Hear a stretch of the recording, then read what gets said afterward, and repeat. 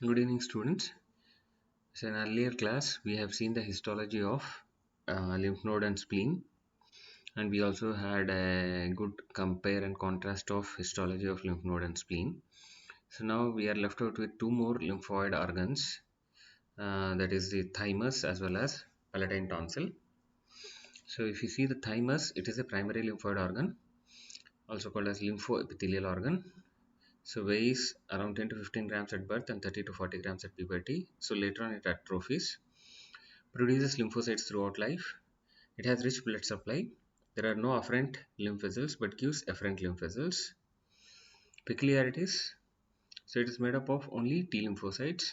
So it is also called a central lymphoid organ. Other lymphoid organs developed from these organs means like these lymphocytes are migrating from this thymus to other secondary lymphoid organs. Involutes after puberty, fully developed at birth, secretes hormones. Supportive framework is formed by cells but not fibers. So these cells are epitheliocytes. It has dual embryonic origin. So endodermal, which is epitheliocytes, and then mesodermal lymphocytes has Hazal's capsule, which are the characteristic of the thymus.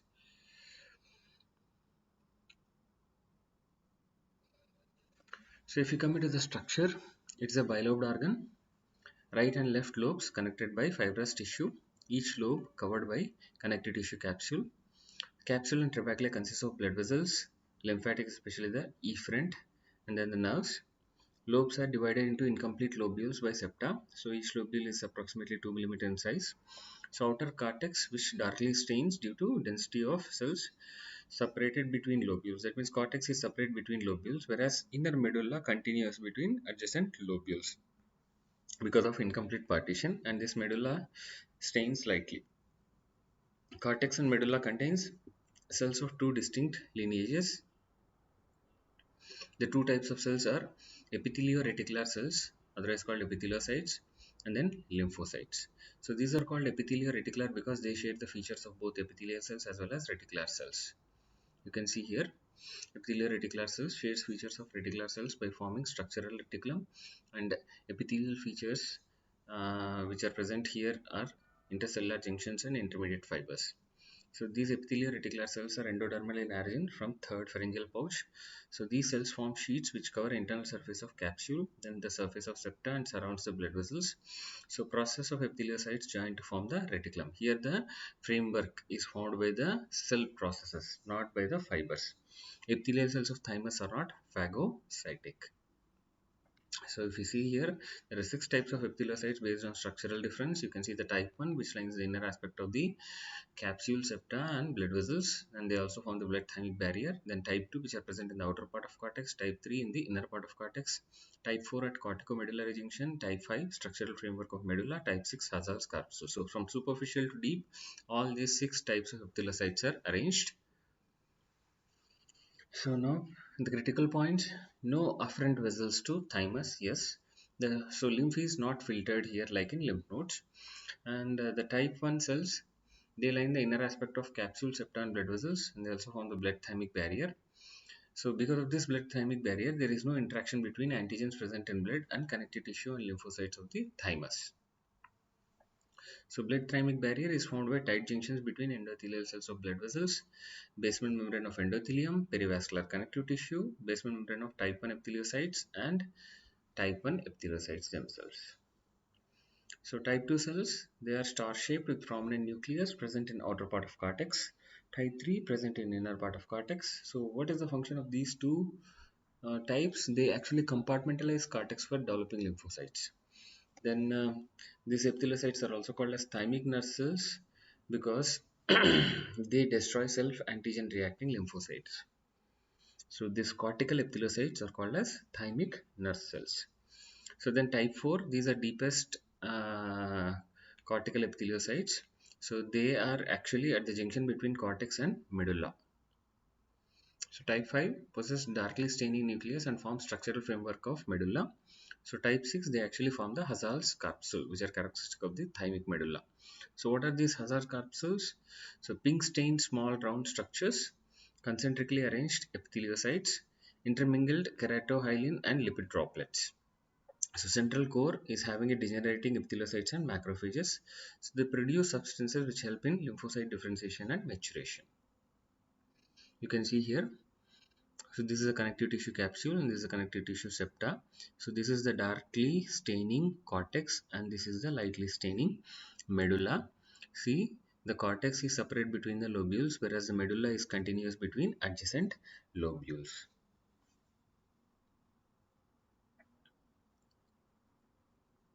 So you can see here within the medulla you can see a Hazard's capsule which is typically found by the type 6 epitheliocytes characteristic of the thymus. Even when we focus the slide under microscope for this spotters in histology, we'll be focusing like this: the completely divided cortex, incompletely divided medulla with Hazard's capsules.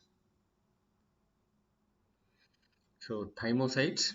So earlier we studied one cell lineage, that was the epitheliocytes, 6 types. Now we'll be coming to the thymocytes, which are nothing but the thymic lymphocytes. So stem cells actually are from the bone marrow. So they travel to thymus. So they reach the superficial part of cortex and starts dividing. And then they form small lymphocytes. Medulla also contains lymphocytes, but they are less dense.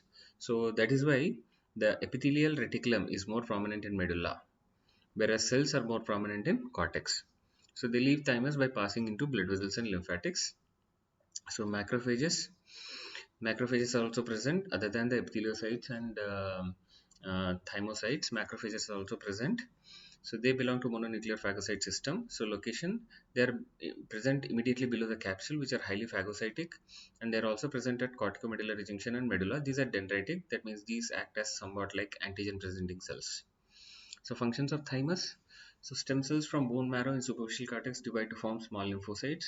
So out of this, 90% are destroyed because they'll be self-reacting. Only 10% which are non-self-reacting are the functional immunocompetent T lymphocytes, which will be circulated in blood to reach the secondary lymphoid organs. So blood thymic barrier prevents small lymphocytes from becoming large lymphocytes or plasma cells or forming lymphatic nodules within the thymus by preventing antigens from interacting with the lymphocytes. So hormones from epithelial cells of thymus controls proliferation and maturation of lymphocytes. Influence of thymic hormones more important in early life for development of secondary lymphoid organs. If thymus removed in early life, secondary lymphoid organs will not develop properly. Thymectomy has less effect after puberty because secondary lymphoid organs are well developed by that time. So hormones from the thymus, thymulin, so whose function is T suppressor cells function is enhanced. Then thymopoietin, so which stimulates production of cytotoxic T cells. Thymosin alpha 1 stimulates lymphocytes production and antibody production. Thymosin beta 4 produced by mononuclear phagocytes. Then thymic humoral factor controls multiplication of helper and suppressor T cells. So now coming to the next lymphoid organ which we are going to study, the tonsil. So in general, if we say tonsil, it is collection of lymphoid tissue at the junction of oral cavity and pharynx. So multiple types are there. Palatine tonsil, which is present in palatine fossa, pharyngeal tonsil, then lingual tonsil, tubal tonsil. So all these four together form the Valdeir's ring. So these tonsils we will see the gross details when we dissect the head and neck.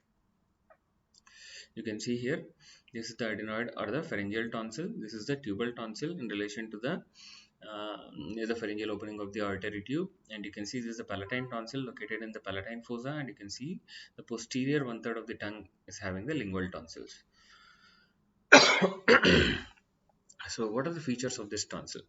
So it consists of diffuse lymphoid tissue, so lymphatic nodules present, then stratified squamous non-keratinoid epithelium is the lining epithelium for the tonsil. Then tonsillar crypts are present where this epithelium dips into the substance of the tonsil. It forms tonsillar crypts, so which contains lymphocytes, desquamated epithelial cells, and bacteria. So no afferent lymph vessels to lymphatic nodules of the tonsil, but efferent lymph vessels are present.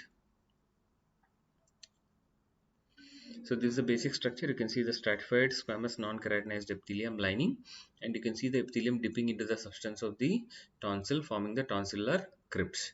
And you can see the lymphatic nodules and the diffuse lymphatic tissue which is present within the substance of the palatine tonsil.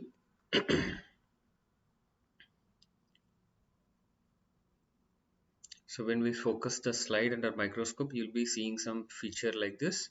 And if we focus the slide for the spotters, we'll be focusing the tonsillar crypt. The first thing you can identify is the stratified squamous non-keratinized epithelium, tonsillar crypt, and the lymphatic nodules. This gives the characteristic appearance of the palatine tonsil. So then the other types of lymphoid tissue what we see is the MALT mucosa associated lymphoid tissue seen as lymphatic nodules with diffuse lymphatic tissue parafollicular zone, no afferent lymph vessels.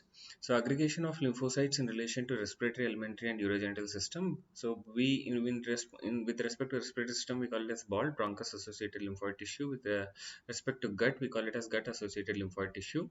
Example Peyer's patches in ileum. So then the other component is mononuclear phagocyte system. So these are the following cells in the mononuclear phagocyte system: monocytes of the blood, macrophage cells of the connective tissue called histiocytes, then littoral cells, von Kupffer cells present in liver sinusoids, then microglia cells of central nervous system, macrophages of pleura, peritoneum and spleen, free macrophages and dendritic cells of the epidermis, which are chiefly antigen presenting cells. If you see the structure of this mononuclear phagocyte system cells, they are large in size, around 15 to 20 microns. They have euchromatic nucleus. So the following organelles are present like smooth and rough endoplasmic reticulum, Golgi apparatus, mitochondrial lysosomes, and endocytic vesicles. Irregular microvilli are present on the cell surface, which are called as philopodia. So the dendritic cells are branched, whereas other cells are more or less oval. So these macrophages, like the macrophages which belong to mononuclear phagocyte system, in relation to peritoneum, they aggregate to form milky spots. In spleen, they form ellipsoids around small arteries and also form mononuclear giant cells when they contact with large particles. So, in order to destroy them. So, on interaction with the tubercle bacilli, they form epithelioid cells. So, what is the function of this MNPS? It is defense mechanism and immune response. Applied aspects: lymphangitis. It is inflammation of lymphatics, both acute and chronic. Lymphedema, swelling of the soft tissue due to accumulation of lymph. So primary, where cause is not known, and secondary, the cause is obstructive, where you can see in case of filariasis. And lymphadenitis, inflammation of the lymph nodes secondary to infection or any other immune conditions. In carcinoma, metastasis from primary tumor to the regional lymph nodes is the most common. Then splenomegaly, which is enlargement of spleen, which is caused by several diseases like malaria, kala-azar, portal hypertension. So many things are there which causes splenomegaly, which we'll be dealing in further years. So then myasthenia gravis in relation to thymus, which is an autoimmune disease. There will be skeletal muscle weakness. Thymus will be enlarged. Removal of thymus shows considerable improvement. And last but not least, tonsillitis, where acute and chronic types are seen. In recurrent cases, the best treatment is to remove the tonsillectomy, but post-operative complications are more common. We have to be vigilant about bleeding from paratonsillar vein. Thank you.